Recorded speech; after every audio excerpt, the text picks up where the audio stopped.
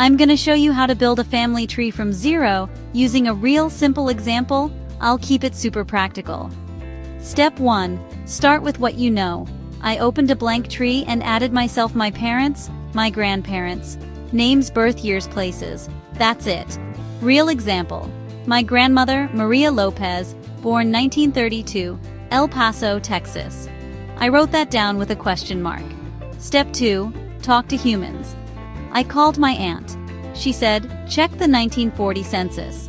Maria shows up with her parents, Jose and Ana. Boom, now I had a household and a street address. Step 3.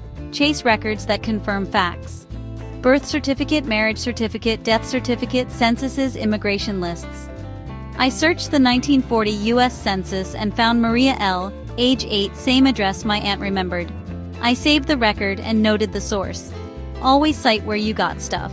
Future, you will thank you. Step 4. Follow the women's maiden names. The census listed Ana's maiden name as Garcia. That unlocked a 1929 marriage record in Juarez, Mexico. It explains how the family crossed into El Paso by 1930. Step 5. Expect name weirdness. Lopez, Lopez. Maria, Maria. Ages shift by a year or two. Build a timeline.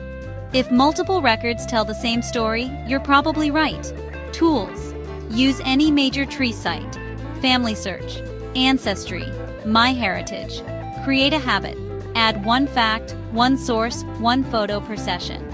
Bonus. Photos and memories. I scanned a 1938 postcard addressed to Little Maria on the same street. That corroborates the address. Optional DNA. Great for hints and cousins.